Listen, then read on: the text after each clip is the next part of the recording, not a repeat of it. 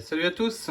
Aujourd'hui je vous fais une petite vidéo concernant l'arrachement des chevilles, en l'occurrence molly, dans du placo. Alors généralement il y a un arrachement soit parce que vous fixez quelque chose d'assez long, enfin lourd, etc. Et avec le poids, forcément la cheville s'arrache. Là c'est mon cas en l'occurrence, c'est pour ça que je vous fais une vidéo. En temps normal, il faut savoir que quand je fais du placo et que je dois fixer, en temps normal, je renforce toujours. C'est-à-dire que si jamais vous avez encore pas fait votre cloison ou quoi que ce soit, pensez à renforcer à l'intérieur vos plaques de placo, là aux endroits juste où vous allez venir, entre guillemets, vous ancrer dessus avec du poids. Moi, le problème, c'est qu'en fait, je vais mettre une porte qui était à la base assez légère. En fait, compte changement de programme, la porte s'avère beaucoup plus lourde que ce qui était prévu. Du coup, je suis un peu dans la galère.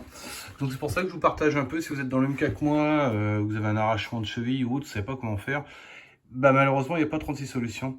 Là, vous voyez, en fait, j'ai dessiné un petit carré, ça aurait pu être un rectangle. En fait, la chose à faire, c'est tout simplement, évidemment, d'enlever la cheville qui est en place pour pouvoir, en fait, renforcer le placo derrière, dans la cloison. Donc pour ça, c'est assez simple. Vous découpez, donc vous taillez, vous découpez un morceau. Alors moi, en l'occurrence... hop là, vous l'avez vu dans les vidéos, mais je le fais avec la multitool. Ça me fait une découpe propre, etc. Et le but du jeu, en fait, derrière, hop là, je repose. Le but du jeu, donc moi j'ai pas trop de place, quand fait exprès, ça tourne nickel. J'ai un rail qui est juste ici. Donc du coup, vous voyez, je vais prendre un morceau de bois, je vais le glisser à l'intérieur, je vais le mettre de façon horizontale et je vais me servir de mon rail, puisque c'est un montant, pour venir justement, d'où l'intérêt, si jamais ça vous arrive, d'essayer de choisir une épaisseur qui va pouvoir venir se caler à l'intérieur du rail, enfin du montant en l'occurrence. Donc moi c'est ce que je vais faire, je vais le rentrer comme ça, je vais le tourner, hop. Le petit truc à savoir, si vous savez pas comment faire, après vous êtes dit, bah, je le mets, mais je fais comment pour le maintenir. Une fois que c'est maintenu, donc soit vous mettez une petite vis avant de le rentrer dedans, parce qu'il n'y a pas de pratique à un moment donné, mais bon, si vous grossissez ou vous taillez un peu plus grand, c'est pas très grave.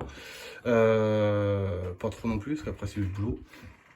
Vous le rentrez, vous le mettez, et vous mettez, une fois qu'il est à l'intérieur, vous mettez une vis ici et de l'autre côté pour pouvoir maintenir le bois comme ça. Si jamais vous faites votre cloison, ce que moi je fais habituellement, c'est que je mets carrément des plaques de bois derrière, ce qui permet vraiment de renforcer toute la cloison sur voilà, une grande partie, vraiment quand c'est de la charge lourde. Là logiquement avec ça devrait être bon, puisqu'encore une fois, je sais pas si vous voyez, mais en fait on aperçoit en fait l'arrachement qui se crée. Vous voyez, j'essaye de vous faire voir, on le voit ici, et puis hop là. Donc voilà, donc c'est assez simple à faire, c'est une galère quand ça vous arrive. En temps normal ça m'arrive pas, parce que à la base c'était pas censé arriver avec le poids de la porte initiale. Le problème c'est que la porte que j'ai du coup, elle a fait au moins 3-4 fois le poids, et voilà, et du coup bingo, ça a arraché. J'ai tenté, j'ai perdu, et je me doutais un peu du résultat. Donc du coup, alors là en l'occurrence j'ai 5 ancrages à faire. Donc vous voyez, c'est un petit peu de boulot, mais voilà comment il faut faire si jamais ça vous arrive et que vous ne savez pas comment faire. Vous découpez dans votre placo, et le but de toute façon c'est de renforcer. Une fois que vous allez avoir vissé, comme je vous faisais voir de chaque côté dans le trou, vos vis, du coup il suffira de reboucher.